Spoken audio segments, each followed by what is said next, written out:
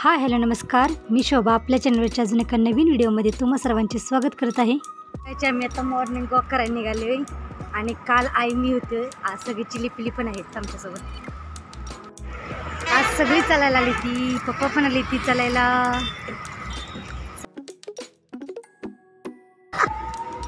सगळी चालायला आली.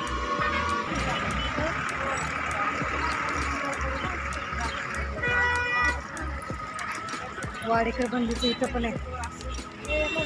आम्ही आता चालत टोल नाक्यापर्यंत आलो आहे आणि आता आम्ही मावस बहिणीच्या घरी आलो आहे. परिणय केलास मध्ये किल्ला किल्ला किल्ला कुणी केला? किल्ला दोन गेला. पाऊस होता ना जोरात. काल पाऊस होता जोरात. हे रामपूर आले की अरे म्हणजे पिका आले या किती दोन दिसते ती वर एक दिसते. झाडाला पिकले तर छान लागणार की. बरं आहे की रामफळ झाडाचं नाव आहे रामफळ. काहीतरी स्टोरी आहे की हा सीताचा पण तसंच काहीतरी असं मग त्या फळांची नाव आहे सीताफळ रामफळ. पाणी तापायला भारी आहे ना.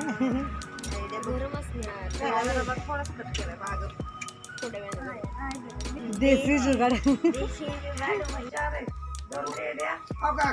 ते दोन बिंडा असं आणायला लागते. आता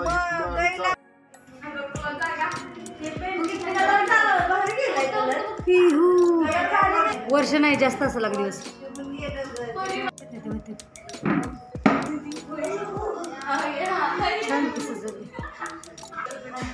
छान ती बाळुत्र्यांचं होतं पाणी तापवायचं. झोपलंय आकाश अजून.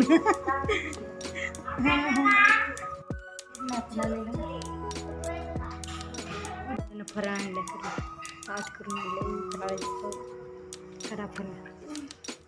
हा पिण्याचा चाललाय नाश्ता. नाश्ता करायला चाललाय. मध्ये घेतलेले चांगलं आहे कंडिशन गाडी कितीला घेतली. आणि आता ट्रॅक्टर घेतलाय का?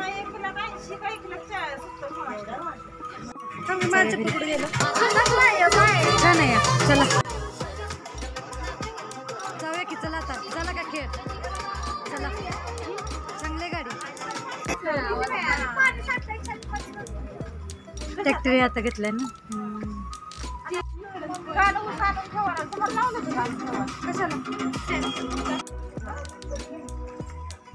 रूम बघायला मिळाली. कुकू पण पाहिलंय बाई. चांगलं झालं रूम. कशात भाडण द्यायला.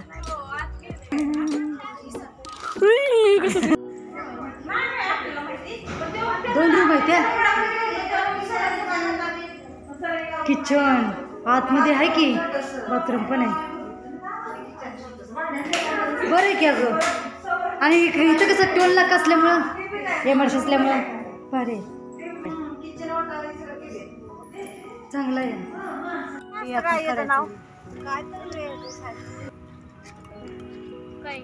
आम्ही लहानपणी बघितलेलं बाई. बघ आत पिंड गत असते. बघ हाय का? हा आहे का नाही पिंडीचा आकार. हा बघ हाय का दाखवा कुठं आहे पिंड. अगं बघ की. बघ की आकार पिंडचा आकार दिसलं का? हा बघ बघ. मग तेच म्हटलं म्हणजे तुला ह्याचा आकार बघ म्हटलं. पिंड गत का नाही. काय पण शिवलिंग आकार असते. हा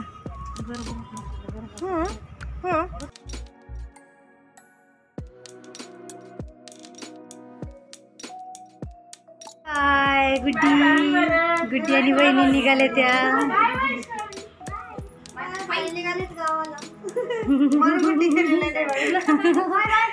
तिला मम्मी जायचं होतं काय? ती गेली ना त्याला रक्षाबंधन.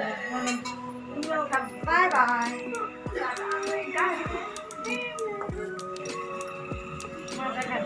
सगळ्यांनाच बाय म्हणते ती. सगळ्यांनाच बाय बाय.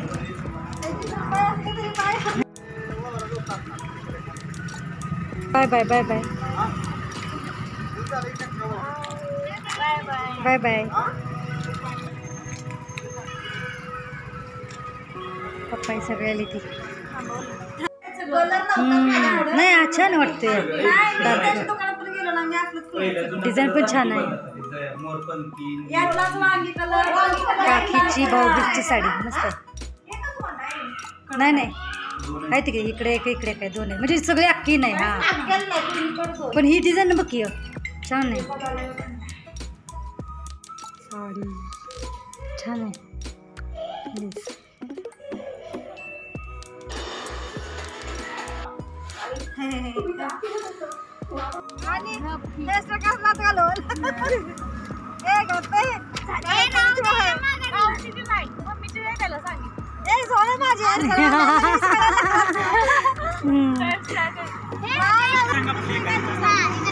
होय वर जग मग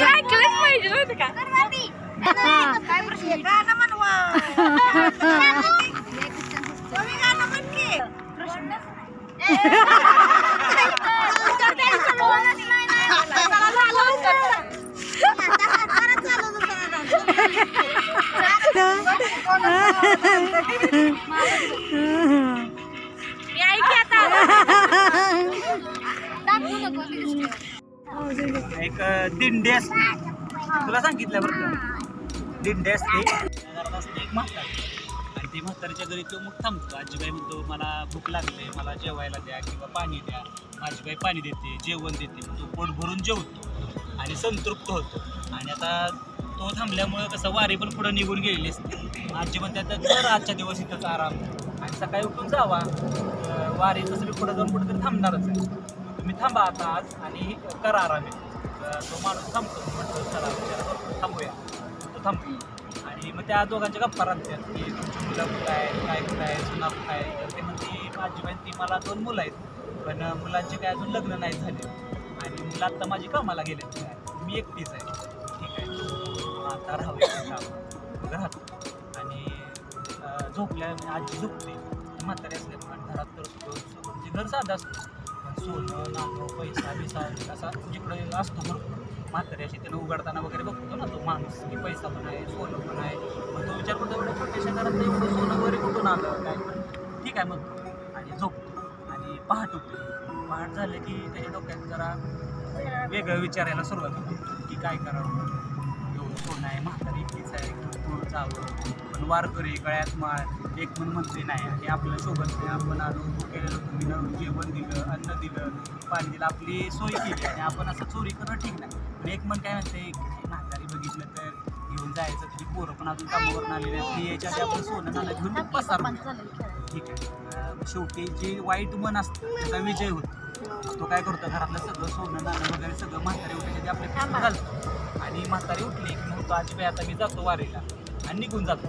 आणि थोड्या अंतरावर गेलं तर त्याला टॉयलेटला आहे तो टॉयलेट करतो. जसं टॉयलेट करतो शरीरातनं ते घाण बाहेर पडते तसं त्या त्याच्या लगेच मन जे पॉझिटिव्ह होतं ते परत प्रज्वलित होतं आणि मग त्याला स्वतःचा पश्चाताप होतो की असं आपण नाही करायला पाहिजे असं आपण नाही करायला पाहिजे ही माझं चुकलं आपण चोरी नाहीच करायला पाहिजे.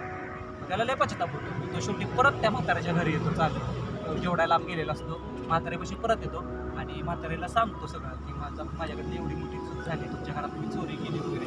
तर म्हाताऱ्या त्याला हसत म्हणते अरे त्याचं काहीच नाही माझी दोन्ही पण मुलं चोरच आहे हे सगळं चोरीचंच होतं त्याच्यामुळे तू काय घेऊन गेलास तरी काय मला फरक नाही पडत. त्याच्यावरून आपल्याला बोध काय मिळतो त्या घरात सगळं चोरीचं जे काय अन्न वगैरे शिजलेलं होतं ते पण चोरीच्या पैशातनं झालेलं आहे. हे खाल्ल्यामुळं त्याच्या मनात चोरी करण्याची इच्छा झाली म्हणून आपण कष्ट करायचं प्रामाणिकपणे राहायचं आणि प्रामाणिकपणे पैसा कमवायचा. असं चोरीला पाडी करून हे करून केलं की आपल्या शरीरात म्हणजे ते तसंच तयार होतं आणि आपण तसंच वागतो.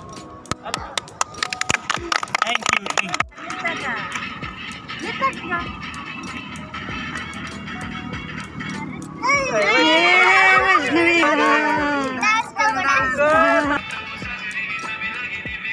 बघते का